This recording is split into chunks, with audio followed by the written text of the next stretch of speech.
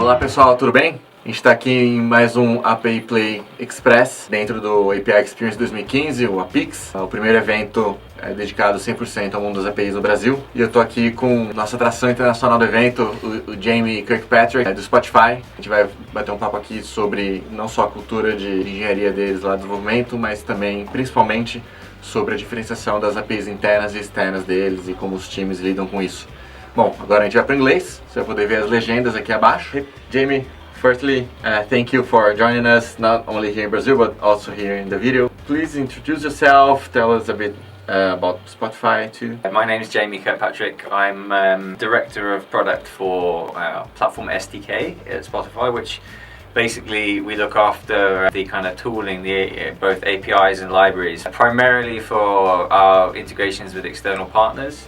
And also we do some stuff with like working with internal teams to try to optimize that process a bit. So Spotify as a company, if you don't already know, is the largest music streaming service in the world. A great one. Well, we like to think so. We were, I think, probably first to the market.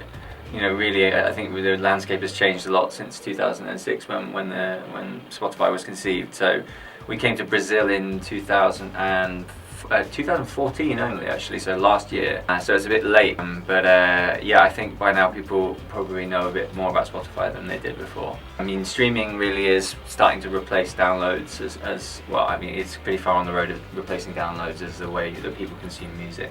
But what we do obviously is provide APIs for all kinds of integrations with hardware, you know, different software solutions on the internet. I mean, there's a ton Can I give sure, I mean, some recent big ones have been like PlayStation, for example. Yeah.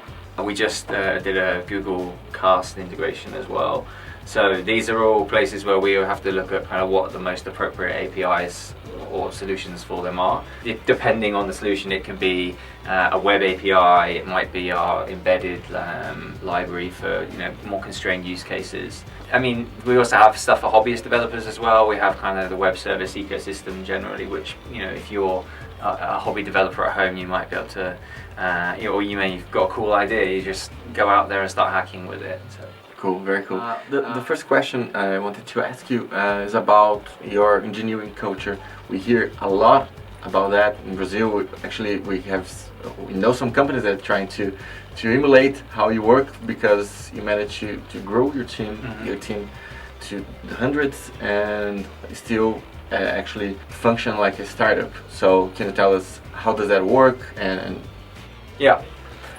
So it's obviously something that I think people ask people from Spotify about a lot, and it was probably quite novel when we started to organise the way we do. But we essentially try to break the development teams into very small autonomous units. So teams that contain everything they need to kind of get their job done without dependencies on others. That's the basic principle, and that would include, for example, in a team they might have like a couple of front-end developers, they might have a couple of like Java back-end developers, maybe some testing specialists if there's some special testing that needs to be done there.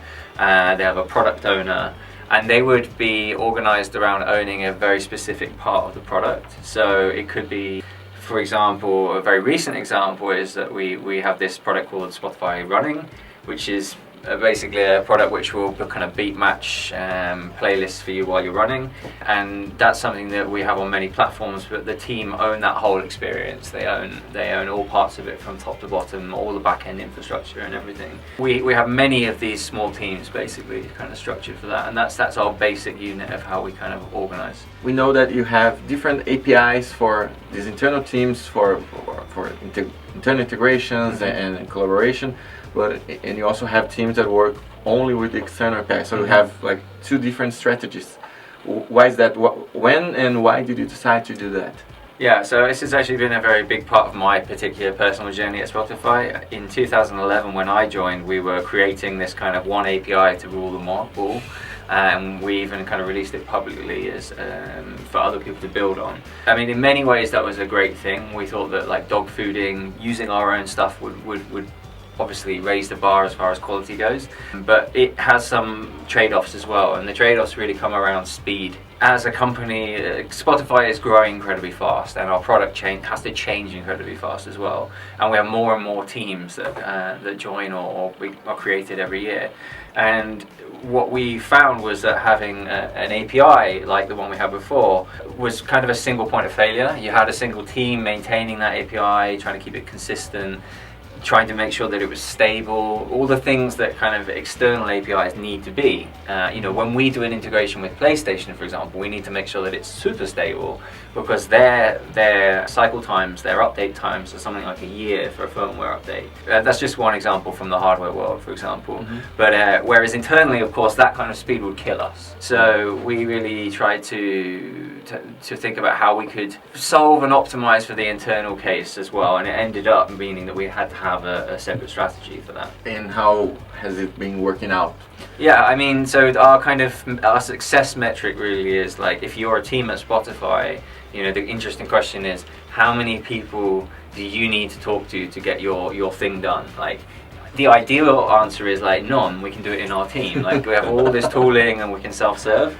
In reality, you always depend on some kind of infrastructure, but it's been very successful at kind of removing this bottleneck, because we now have a strategy that allows teams to kind of build their own internal APIs, and then they can own that whole thing from top to bottom. So it's certainly given us the speed that we need. I say there's perhaps some trade-offs in terms of how we manage the public API, which we do in a different way. And you mentioned that you had this one API to rule them all, and you had a specific team to do that. And now you have different teams with different APIs. Inside those teams, is there one person responsible for those APIs, or actually it's responsibility shared by the whole team? Yeah, I mean, we're very much advocates of the team taking responsibility. We try not to have like a hero culture of like one person being the go-to guy for that. So that means spreading knowledge. So the whole team will be responsible for the API, the design of the API, the implementation of the API. But we have some structures within the company to kind of support that. So we have like a team, a very loose organization, which is like where you could go to kind of ask other developers in the company, like, what's their experience? Like, if they were tackling a problem, how would they tackle it?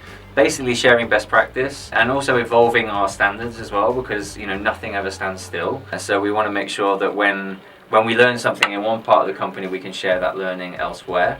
If you concentrate this learning, you can never do that. Yeah, I mean, exactly. That's what we had before. I mean, it wasn't so much that we could never do it, but it's very hard to scale. That's the problem. It's like having one team who are kind of the gatekeepers for everything means that everyone relies on them. So actually what we did when we kind of dismantled that team, one of the things we did was we kind of made that team into consultants for a while. So they would go out and visit, we called it embedding, like go and work. They'd find themselves now members of one of these other teams, and they would go and work with them on the problems that they had. It's like a transition. Knowledge.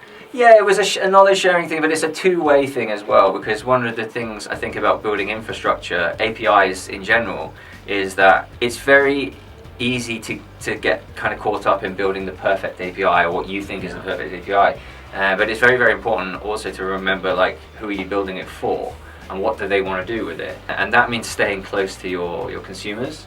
So it's something that we kind of constantly try to refine at Spotify, that we actually make sure that infrastructure teams work with those who are going to use the infrastructure, because otherwise it's kind of useless. So when you have this culture of having separate teams, then you have these different profiles, then all of this will actually work. Yeah, I mean, obviously it's never perfect, and as I said, we're constantly refining it. This is where we are today in 2015. I'm pretty sure that in 2017 things will look different again, but there are some kind of key principles that I think will stay the same, which is really that we want teams to be able to iterate as fast as they can, and to do that in a way where they don't need to constantly be depending on like infrastructure teams to kind of make things happen for them. But it's actually a way to keep improving fast while the company is growing, and actually will make it more difficult. Perfect. Yeah. Okay. So, thank you, Jamie. I hope to see you soon in Brazil again. Obrigado. Na verdade, eu posso falar português, mas... Exatamente. Ele falou, não, eu me sinto mais seguro. Tanto que a palestra aqui, ele vai dar em inglês, então, assim, também vai ser um outro conteúdo que vai ser disponibilizado. Fala. Obrigado, Jamie. Tchau. Obrigado, pessoal. Até a próxima.